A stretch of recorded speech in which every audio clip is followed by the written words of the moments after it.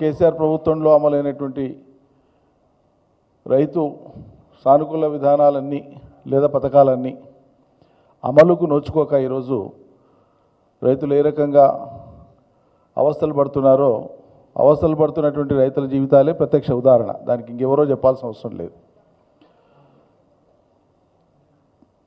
ఎక్కడ కూడా దేశంలో కానీ మరో చోట కానీ ఎక్కడ కూడా రైతుల కోసమే ప్రభుత్వం ప్రీమియం చెల్లించి ఒక బీమా పథకాన్ని, రైతు బీమా పథకాన్ని ప్రవేశపెట్టిన దాఖలాలు గత అనుభవంలో ఎక్కడా లేవు. వ్యవసాయక దేశాలు ఎక్కడ లేవు. ప్రత్యేకించి మన దేశంలో ఎప్పుడు అటువంటి ఆలోచన కూడా జరగలే. రైతు బీమా అనేటువంటిది అత్యద్భుతమైనటువంటి పథకం అని చెప్పి ఆ పథకం అమల్లోకి వచ్చిన తర్వాత యునైటెడ్ నేషన్స్ ఆఫ్ ఆర్గనైజేషన్ సంబంధించినటువంటి FAO ఉంటుంది, ఒకటి ఫుడ్ అండ్ అగ్రికల్చర్ ఆర్గనైజేషన్ అని UNO ఆధ్వర్యంలో ఉంటుంది. ప్రపంచ వ్యవసాయ విధానాల మీద రీసెర్చ్ చేస్తారు. FAO తరఫున వరల్డ్ ఫుడ్ ప్రైజ్ కూడా ఇస్తుంటారు. అటువంటి prestigious organisation, world prestigious organisation పేర్కొన్న 2 అత్యద్భుతమైనటువంటి పథకాలు రైతాంగానికి మేలు చేసినాయి. భూగోళంలో వాళ్ళు వాడిన పదం ఒకటి రైతు బంధు, ఒకటి రైతు బీమా అని చెప్పినారు. అంతటి విశిష్టమైనటువంటి రైతు బీమా పథకానికి శ్రీకారం చుట్టింది కేసీఆర్ సర్కార్ ఆ రోజు. అంటే రైతు తన పేరు మీద భూమి ఉండి 58 ఏళ్ల గరిష్ట వయస్సు పరిమితికి లోబడి ఉండి ఏ కారణం చేతనైనా దురదృష్టవశాత్తు ఒక రైతు యొక్క మరణం సంభవిస్తే, అది ప్రమాదమైన, రోగగ్రస్తమైన, లేకుంటే మరోటైనా మరణం అంటూ ఏ రకంగా జరిగినా దురదృష్టవశాత్తు ఆ రైతు కుటుంబం వీధిన పడొద్దు, ఇబ్బంది పడొద్దు అని చెప్పి ఆ రైతును ఆదుకోవడం కోసం మాత్రమే ఉద్దేశించినటువంటి అత్యద్భుతమైన పథకం అది. ప్రీమియం ప్రభుత్వమే చెల్లించి ఆ రైతు మరణానికి సంబంధించినటువంటి వివరాలు ఒకసారి వ్యవసాయ అధికారి, పంచాయతీ అధికారి మరణాన్ని ధృవపరుస్తూ వివరాలు పోర్టల్లో ఆన్లైన్లో అప్లోడ్ చేస్తే ఎవ్వరు పోయి ఏ కార్యాలయం చుట్టూ పోయి తిరిగేటువంటి కర్మ లేకుండా 5 నుంచి 6 లేదా 7 వర్కింగ్ డేస్లో 5-6 పని దినాల లోపలే ఆ కుటుంబానికి నేరుగా అకౌంట్లోకి డబ్బులు వచ్చి పడేవి. ఇటువంటి అద్భుతమైనటువంటి పథకానికి శ్రీకారం చుట్టి రాష్ట్రంలో మా ప్రభుత్వం దిగిపోయే నాటికి ప్రవేశపెట్టినటువంటి ఈ పథకం ద్వారా రైతులకు 1,18,198 కుటుంబాలకు 1,18,198 కుటుంబాలకు ఒక్కొక్కరికి 5 లక్షల రూపాయల చొప్పున ఆ గతించిన రైతు కుటుంబంలో బీమాను అందించడం జరిగింది. దీనికోసం మొత్తం కేసీఆర్ సర్కార్ ఆనాడు LICకి వివిధ సందర్భాల్లో కట్టినటువంటి ఈ మొత్తం డేటా అంతా ఉంది. వివిధ సందర్భాల్లో కట్టినటువంటి ప్రీమియం డీటెయిల్స్ అన్నీ.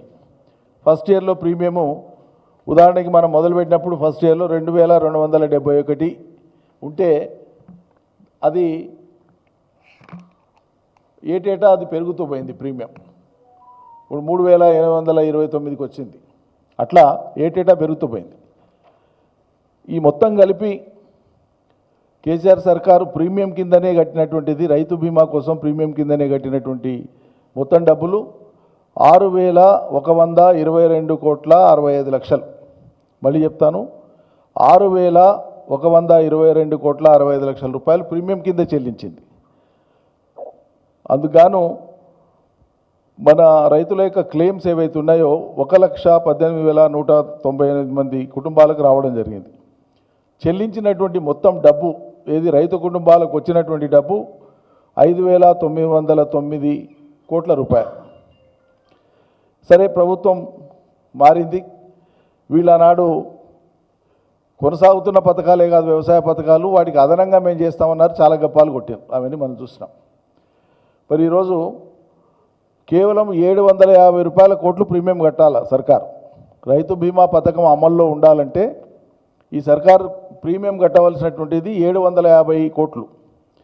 ఈ 750 కోట్ల రూపాయలు ఈ సర్కారు ప్రీమియం కట్టని కారణంగా, ఆ కిస్తు కట్టని కారణంగా దాదాపు 7,000 పైచిలకు మంది రైతులు ఎవరైతే ఇటీవలి కాలంలో చనిపోయినటువంటి వాళ్ళు ఉన్నారో మొత్తము వాళ్ళ క్లెయిమ్స్, ఆ బిల్స్, ఆ ఫైల్ అన్నీ పెండింగ్లో ఉన్నాయి. ఇప్పుడు ఆల్రెడీ ఎల్ఐసి దగ్గర పెండింగ్లో ఉండేటువంటివి ఉన్నాయి. అవి కాక ఈ ఇంటరగ్నం పీరియడ్ ఈ మధ్యకాలం ఏదైతే ఉందో ఈ మధ్యకాలంలో ఉండేటువంటి వాళ్ళు 7,000 కుటుంబాలు ఉన్నాయి. ఈ 7,000 కుటుంబాలకు సంబంధించినటువంటి ఆ ఫైళ్ళన్నీ కూడా అవి పెండింగ్లో ఉన్నాయి.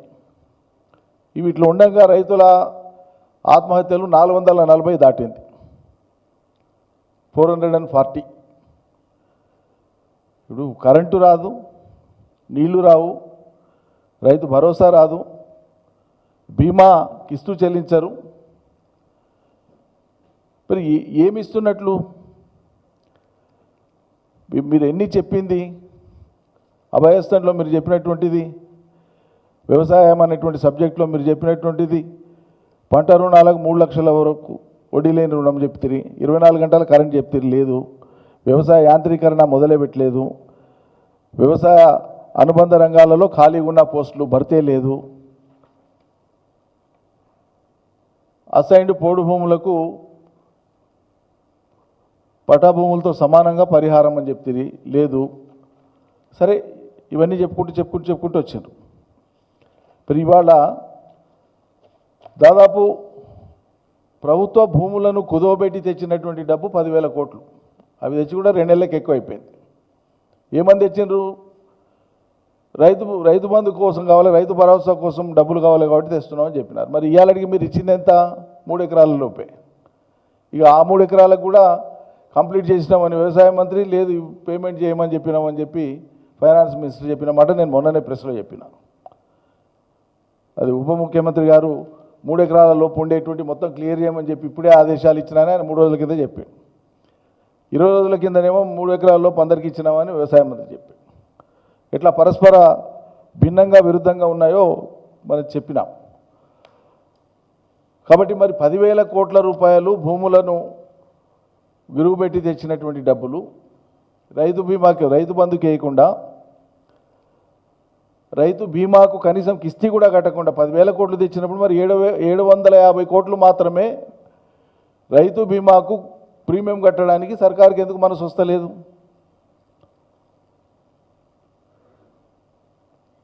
మీది రైతుల సానుకూల ప్రభుత్వమా? ఓ దిక్కు రైతుల మరణాలు జరుగుతున్నాయి, పట్టించుకోరు. బీమా దురదృష్టవశాత్తు వాళ్ళు మరణిస్తే వాళ్ళకి ఇచ్చేటువంటి బీమా అమల్లోనన్నా ఉంటే వాళ్ళ కనీసం కుటుంబానికి అది ఆధారం అవుతుంది. లోకానికి అన్నం పెట్టేటువంటి రైతు వాళ్ళ కుటుంబాలని ఆదుకున్నట్లయితుంది అని చెప్పి మానవీయ కోణంలో ప్రవేశపెట్టినటువంటి పథకం అమల్లో ఉండకుండా దాన్ని నీరుగార్చే ప్రయత్నం చేస్తున్నారు. ఇట్లుండగా రైతులు కన్నావస్థలు పడి వాళ్ళు పంటలు పెట్టుకుంటారంటే ప్రతిరోజు ప్రతి జిల్లాలో స్టేట్ ఎడిషన్స్లో వచ్చే వార్తలు తక్కువ, వాస్తవంగా అన్ని పేపర్లలో కూడా జిల్లా ఎడిషన్స్లో ఎక్కువ వస్తున్నాయి. ఏది? పంటలు ఎండిపోయినాయి కానీ గొర్రెలు మేపుతున్నారండి, పశువులకు మేతగా. వానకాలం ఒరెండే, కరెంటు లేక పంటలు ఎండుతున్నాయి. ఎండిన పంటలు పశువుల పాలు, పశువులకు మేతగా వరి, ఎండుతున్న పంటలు ధర్నాలు రాస్తారోకోలు చేస్తున్న రైతులు, కరెంటు సబ్స్టేషన్ల ముట్టడి, రైతుల ఆత్మహత్యలు 440, ఇప్పుడు లేటెస్ట్ 440. విచిత్రం ఏంటంటే యాసంగి సీజన్ మొదలయ్యే కంటే ముందు ప్రభుత్వం